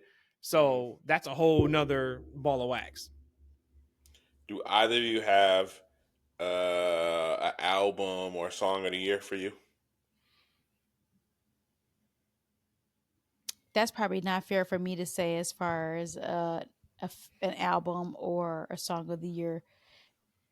Damn, I just like a lot of music. Shit. I just like a lot of music. It's just a matter of I have to go back and think about, like, anytime somebody says, like, either it's an interview, whether it's anything, would you feel like if that situation is no longer on the table, what situation did you feel like you missed out on? And I feel like maybe something I would have missed out on was this year for music. Shit. It's on me. Well, it's only one moment, and that's Drake Kendrick. That is the defining moment of 2024. Yeah. Right. Probably would be. Was your Spotify or Apple Music kind of top song? We don't do that until the end of the year. So we, being me and Matt and Little Matt, for New Year's, our celebration is to find out what is our top genre, our top song that we do for the year. Yeah, we don't pull it up until New Year's Eve. Yeah. All right, cool. I like that. But I mean, for me, it's absolutely Drake and Kendrick. And we didn't really talk much about this on the pod because I know he's not a big music guy. But this is, if anybody's ever had a year, it's Kendrick. I don't care if it was manufactured, because he still had to do the work. He still had to put out the art. He still had to put out the product, and then had to perform. And then he had to double up and then come out with something else that got us off of what he did in the summertime to right now to releasing the stadium tour. Which we're going in June to. I decided to get tickets in Detroit, so I'm excited for that, to see him in our hometown. But that is Kendrick and Drake. This feud, and it's not over yet from a business perspective now, because Drake wanted to go out and, you know, do the business he tried to do. This could be something that changes the course of music forever. Yeah, possibly. Oh, it will. If it goes into where it's supposed to go, it will. Yep. Which is kind of crazy. Cool. Y'all got anything else before we get to the Sports Illustrated Pro Wrestling Awards for 2024? That Ryan should be a rapper. No. Let's go. Let's go to it. Yeah, let's get to it. All right, so we're gonna start. We'll do every 3.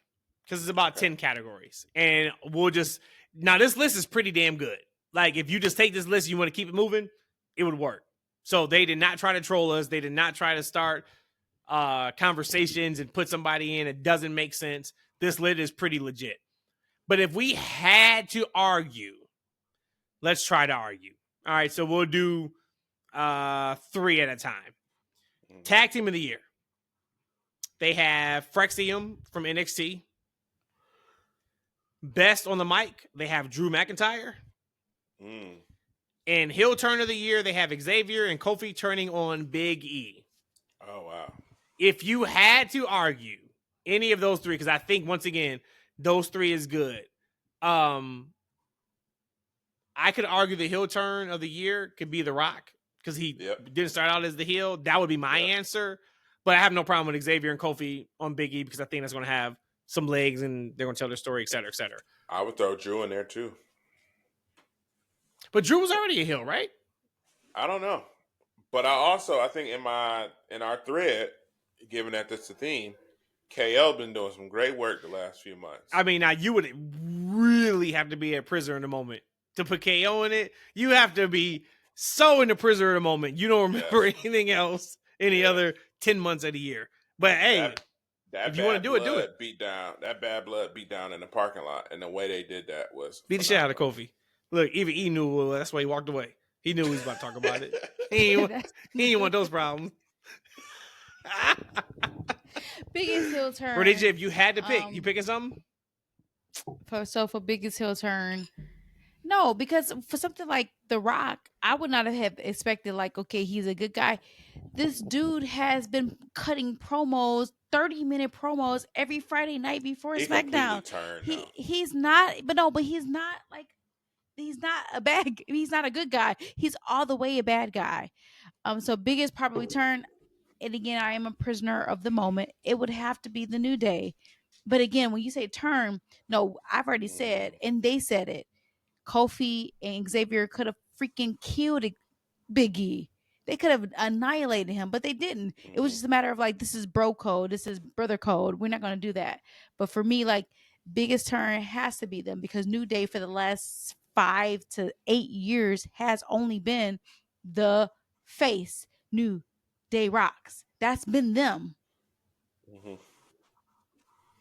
And on top of that, we thought they were breaking up. That part. Yeah. So once again, the hate brought them together. They couldn't stand each other. They was at odds. And they was like, you know what? I don't fuck with you, but I really don't fuck with him. You cool? Right. All right, we cool. And then that's what they did. Right. E, you got one? Oh, he over there doing something he's supposed to be doing. Look at him. He's thinking about it. He's like, the hall pass. Right, talking about the hall pass. That hall pass. Big time. There's Shit. Like 4 people that they was already watching. The they somehow tapped into the live feed. He was like, so you think you can get a hall pass anytime you want to? Elvin?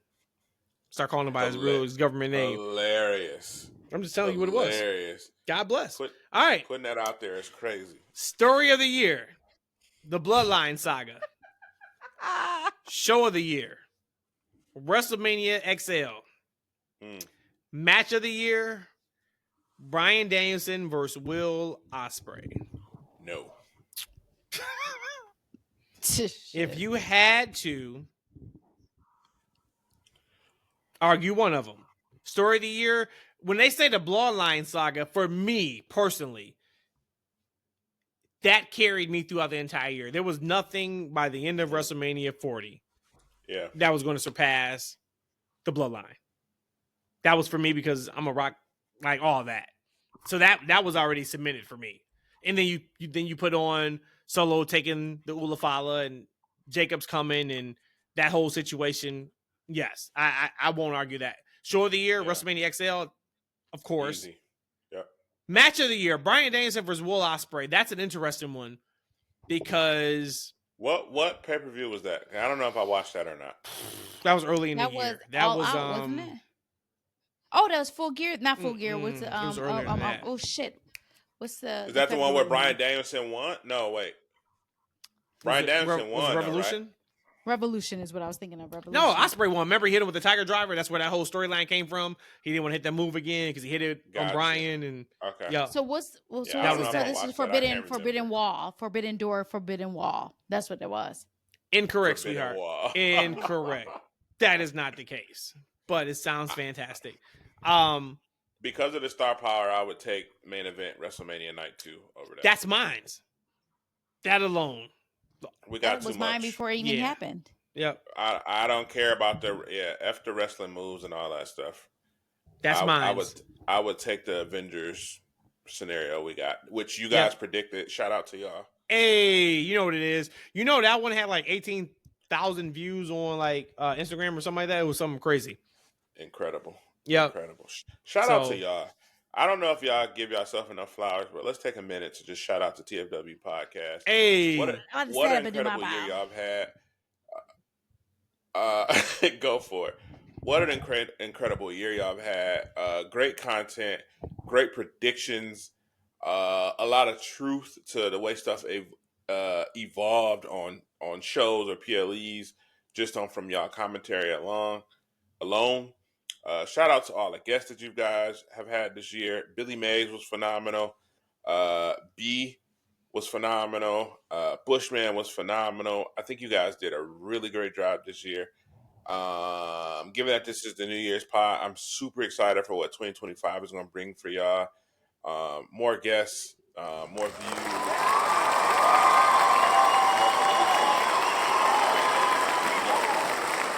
Big 2025. I know you guys talk about every year the best, every episode, the best kept secret in the podcast wrestling world. I don't think that stays a secret this year in 2025. So I'm excited for what's coming. I look forward to just watching you guys blossom and grow. I hope I get to be a part of it. If not, if the show gets better without me, I am super. Man, you know you here. You know you here. You one of the day ones for sure.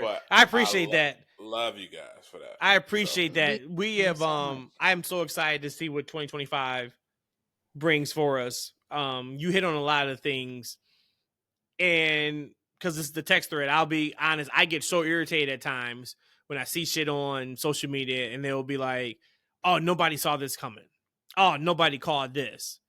And it'll be literally the shit that I say on the show. Things take time. I get that. I don't ever want to rush the universe. The universe does what the universe does. I know that for a fact, 100%.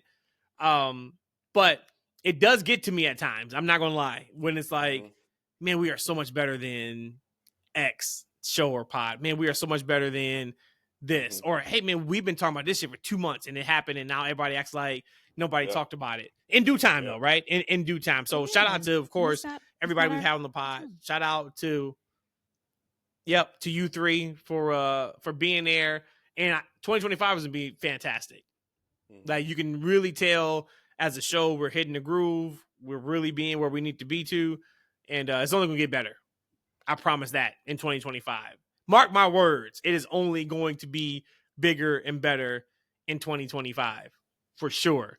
So it looks like E is back. E has had technical difficulties. He stood up. He's trying to Sat talk. down. We can't hear him. He stood up again.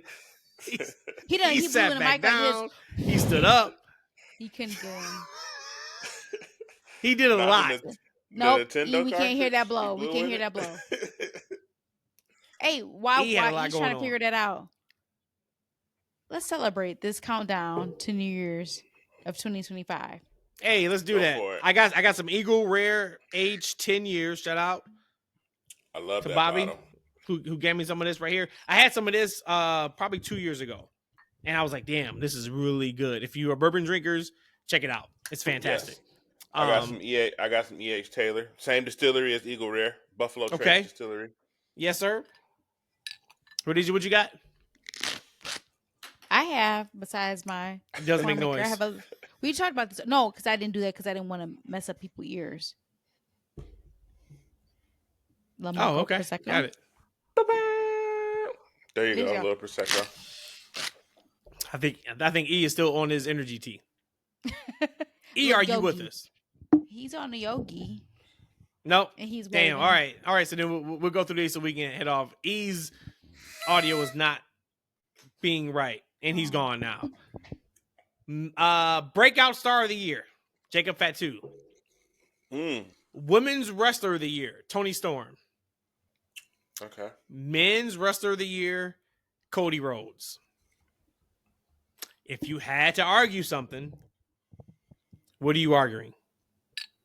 I couldn't argue any of those. But part of my gimmick, I have to go with Cody. There we go. And the wrestler of the year. But I can't debate that. Well, I mean, so if you wanted to argue Cody wrestler of the year, who you putting? What was nobody? No, so you can't argue it. Got it. Okay. What was it? What was Jacob Fatu? Debut of the year? Breakout star. Breakout star of the year. I mean, you could argue LA Knight. Okay. But I mean, if we taking Jacob Fatu and being in a chokehold to Solo's music, like I'll take that. He feels it, don't he? He be wanting to cut a rug. Oh yeah, he does. Every time, man. That little leg get to going. I'll take that. He be feeling that shit in his soul. We on Breakout Star? Yeah, so Breakout. So what we were doing, and we'll run it back, because why the hell not? So I'm gonna give you 3 at a time, and you got to say if you had to argue one of them, which one would it be? Tag Team of the Year, Fraxium from NXT. Best on the mic, Drew McIntyre. Heel turn of the year, Xavier and Kofi turn on Big E. If you had to argue one of those, not being that, what would it be? Vaxium. Who would you make as your tag team? Yeah, who would you? I don't know who it would be. Shit. I'll go Judgment Day. Goddammit, I guess. Get the fuck out of here. Yeah. Okay. A fucking faction. Rivalry of the year. Hey, look, no. Rivalry of the year. We're gonna move past Drew McIntyre, CM Punk. Story of the year, Bloodline Saga. Show of the year, WrestleMania XL. If you had to argue one of them, I will not argue any of them. Yeah, you can't. Yeah, it's hard. You can't. Yep, you can't. Match of the year, Bryan Danielson versus Will Ospreay. Breakout star of the year, Jacob Fatu. Women's wrestler of the year, Toni Storm. Men's wrestler of the year, Cody Rhodes. The very first one. So, match of the year, would you have over Bryan Danielson versus Will Ospreay? Cody versus Roman. We said the same thing. Yeah. Yep, we said the same thing. Really quick, I know Tony was good, but I would argue a women wrestler of the year, and I know it's not a popular opinion, and I know it's been mentioned on other pods, but Nia has had a great run in her short run. I would not argue that at all. My answer, if I had to argue Tony, because I had Tony mid-year, I had her for sure. And then I don't have her by the end of the year, it's Liv Morgan for me. Yep. That's fair. She's so much bigger than what she was in 2023. It's not even close. I'm sure if you had trajectories and graphs and such of where these people are, she's got to be at the top. More so than Tony or Rhea or even Nia. But Nia is absolutely the comeback of the year. Easy. Man, what she was before to what she is now, not even fucking close. You know, the thing about when you do like these end of year things is that you gotta like a lot of recency bias comes into it, right? Because like, you know, a year, and it's hard to say because in a lot of ways you say like, you know, a year is a long year. It is, right? But damn, it go by so quickly. I can't believe you're about to be in 2025. So yep. And when Tony peaked, it was in the latter half of the year. Yeah, I mean it's been a while, right? It's like she's been off TV. So here's the problem with Tony's run is that number one, she's been off TV since she lost at what was it, All Out? She lost it All Out, right? All Out. Yeah, she lost it All Out. She lost it All Out, right? So we haven't seen. So that's been August. So we're talking about August to now. So it's been some time. But in addition to that, there's been a decline in overall perception of AEW for like the max year. So she got a battle against that. She's been off TV for some time, right? And her promotion has declined too. But when you talk about when AEW still was kind of up there, like, right, she was killing it for a good portion of the year.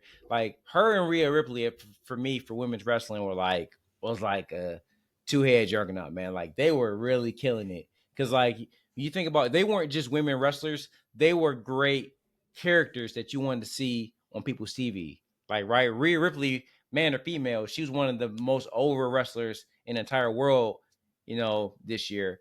And then same thing with Toni Storm, female or not, she was probably, for me, the most engaging character on the show.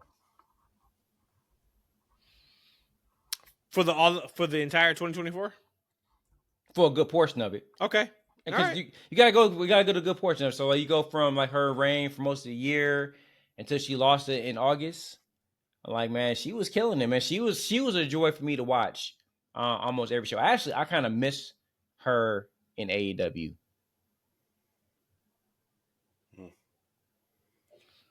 I couldn't answer. Rhodesia, would you argue anything anymore? Nope. I agree with that 100%.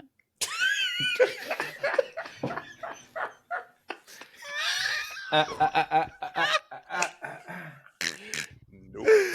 There is no better way to end this show than that. No, the truth is there is like a full 3.5 second delay. So I just have to go based off. There is a delay on your end. That's why I said leave and come back. Yeah, just leave and come back. Leave and come back, and you wouldn't have the delay anymore. But she was adamant on staying, just like a woman, knowing something ain't supposed to what it is. And look, she's gone outside. We can really give it up on what we be talking about now. This text thread, the three of us, right here. Now this text. Now this is the one. This one here, boy. Now you want to talk about giving it up? You want to talk about when we be canceled? If we talked about what we talk about in this one? Hey, feud of the year, Lola and Jada. Oh yes, man. All right, I brought Rhodesia back, so now we gotta chill out. Oh man. All right, so now you're live. Now you can hear us, right? I already heard that. I already heard absolutely heard who was the feud of the year. Oh shit. And it's still a huge delay. It's still a full 3.5 second delay. That's hilarious. Hey man, we out, man. Like there is no better way to finish this New Year's Eve podcast than that. This whole show Hopefully has y'all been had an incredible time with us. Me. I've got to tell you, for you, not for us. We've been good, baby cakes. We've been all the way good. 2024 has been an incredible year.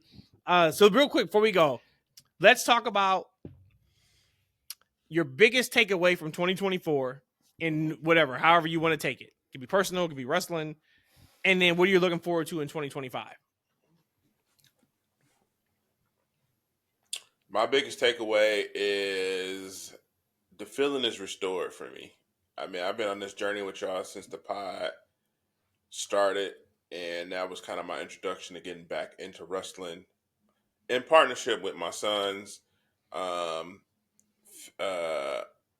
being a fanatic right now, and his enjoyment. That's kind of what I take away from 2024 is like the feeling is fully restored. Like getting a Saturday night main event where that was awesome, and then just an entire year of ups and downs of people that I enjoy, people that I don't like, and kind of just intermingling my restored fandom with my son's fandom has been pretty awesome. So that's what I like that. E, what you got? 2024, man, went by so quickly, man. But as always, man, this journey has been phenomenal. Like Brandon, 2025, we gotta watch more wrestling events together, man. Mm-hmm. You know what I'm saying? We got to make that happen. But yeah, it's just been a great year. Great year for me professionally. And then, but shout it out, man. Shout it out. You know what? The one thing I want, work is work, man. That's work to me. Like what we're building on this platform, 2025, we are going to make it the best year that we've ever had. Like, you know what I'm saying? Like, this is what we love. This is what we want to do. Like the key thing for us is always been about family, right? And I want this hobby that we have to turn into a career, talking about the thing we love with the people I love. Like 2025 is going to be our year to take this, not just the best kept secret, but one of the best podcasts, YouTube videos out there. So this is going to be our year to make that happen, y'all. And everybody who's been along for the journey. Bushman, I wish I was on the show with you, man. I was like, my guy gonna be on there. He like was he was crying for you, He man. He was was going so hard for you. Damn, I needed my man. So hard for you. I was looking for it. Look, I had a whole. I was like, all right, I finally got somebody on the show that understands, man. I need to He get. even referred to you as Big Daddy. Right, like, he oh, sure did, God. right? See, you know, we're gonna have to get him back on the show. But no B, pause. it was a pleasure meeting. Should have paused all the way. You know, we got some people coming out. Wole's, Yusuf, my guy. Like everybody who's been on this journey with us. More to come, man. But this is our year, 2025. It's gonna be even bigger than 2024 ever was. So let's do this, y'all. My 2024, my biggest takeaway is nothing different than what it has been for like probably the last 5 to 10 years of my life. But it's more of learning how to deal. So throughout all the years, I've learned anchoring techniques. I've learned how to be present. I learned how to do whatever it takes to elevate me to the next level. But this year, dealing with death, dealing with what the fuck is happening right now, and just knowing and trusting in what I truly believe. And what I truly believe is my experiences with people that I love. And that to me is probably the most important thing. So it's nothing new that I was a takeaway from 2024, but it's more of truly living and experiencing it. So when we talk about things about this new generation or even generations before us, y'all don't know what we have felt or what we have lived and what we had dealt with. You still can't explain what that is or what it feels like. Quantify. It is very hard to quantify exactly what we're trying to explain. But the point of the matter is I lived it, I experienced it, and I felt it. So to me, this year, nothing new, but just a matter of me truly experiencing, you know who you are, you know what you want to be in life, and just do that. And you're going to get fucking knocked off on your motherfucking ass. But you have a group of people, whether it's one, whether it's five, and you're blessed if you have more than one, to be able to say, hey, I'm kind of like dealing with a lot of shit right now, but just hold me in your prayers and represent for me. And knowing that you have that, I think that's probably the true enlightenment of 2024. So after everything that I just said, it's super long diatribe, just knowing that you do have, whether it's one person, whether it's yourself, whether it's up to 4 people, that's your true backbone of life. Your tribe. It is truly your tribe. And to me, we talk about it takes a village to raise a child. It takes that same village to raise a fucking adult. And just knowing that you have that, no matter what, there's people in your life who's going to love you at your fucking worst. But there's people who's going to fucking champion you at your highest. And just knowing that and feeling that, you can't explain it. It's just a matter of feeling and experiencing that. That is what I'm taking away from 2024. And I've reached the 40-40 club. So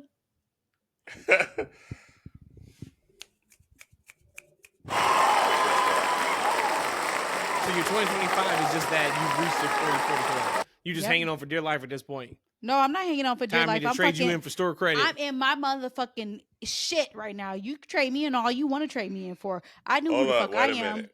I know who the fuck I am. I know who the fuck I can be and what I want to do in life. Trade me in. Trade this motherfucker in. I am fucking. I get you at high value at this point. I'm some fucking high value store credit. I'm some high value shit right now. Hey, you're not gonna get this shit with nobody else. Prosecco Rhodey is lit. Think about it. No, we see those videos with Rihanna and ASAP Rocky. Yep. And then like, yeah, ASAP, I kind of see what you're saying with Rihanna. I'm that fucking shit right there. Hey, Rhodesia, remember that time Rihanna wanted to fuck? I do. I remember. Hey, okay. We got 10 minutes to go. Right. Let's hear it. No, we'll tell that story later, but she knows. I'm down. It was me. It wasn't you. It was me. Yeah, exactly. So you talk all that shit you just wanted to talk. There's a hierarchy to this thing, baby girl. You up there with her for sure. But just know, I'm excited to hear about this in the thread. Oh yeah. Oh, it was. Hold on. Don't let me get on my feminist shit right now. Well, too late. You already went 5 minutes about deep shit. But that's not feminist shit. No, I'm gonna represent my feminist shit right now. Prosecco 2024. For me, long story short, it was a year of absolute change and knowing it is all about your mentality. Whatever you think it is what it is. And for anybody that is going through anything, get out of it. You are never going to be better if you're in it. Yep. There is a lot of negativity out in this world, and that can consume you. There is no such thing as woe is me. There is nobody who's coming to save you. You got to get yourself out of it. And if you are vibrating at a high frequency, nothing can stop you. I have gone through so much loss that could be perceived as potentially 2024 being the worst year of my life. And I have said, I think 2024 was actually the best year of my life because of what I was able to experience and my mentality surrounding what I was able to experience, the losses I had, but being able to have the memories behind those losses is more than what I could ever dream and imagine. That's from a personal perspective. From a podcast, we have made it another year. I said after like episode 15, not many podcasts have made it past this point. We are getting bigger and bigger and better and better. And I appreciate everybody who's rocked with us from episode 1, or if you just started 2 weeks ago, I get those messages a lot as well. Hey, I just found you guys. You guys are great. We love you guys. We appreciate you. Thanks for coming on this crazy journey with us. In 2025, I keep telling you guys, is very, very bright. I can promise you things are going to look different in 2025 than they did in 2024 and they did in 2023. So I can't wait. I thank everybody who has been on the podcast, who has tweeted the podcast, who has liked the podcast, who has commented on the podcast, who has been a guest on the podcast. You guys are all part of the Freaks and the TFW fam. And like I said, 2025 will be bigger and better than ever. So next time we do see you guys and talk to you guys, it will be in 2025. Probably the 4 of us will figure out, we probably need to like bring in the new year and talk about first Raw show on Netflix. Yeah, the 4 of us probably should do that. Yeah, and any type of reaction, comments, or questions from these 2 pods we just did, I'm sure there will be some. And we can like rock that out. And then maybe E can be a part of it too. I don't really care about that. This is and not stand up, sit down. E was doing like I don't know what the hell he was doing, like the damn Duck Goose. He was getting up. He was like, if you guys watch it on YouTube, you'll see. I don't know what was happening, but he's back. I appreciate it and I love it. So thank you guys. Love you guys. Happy New Year. Happy 2025. Be safe out there. Whatever you do, enjoy. We will see you guys on the other end of 2025. Peace.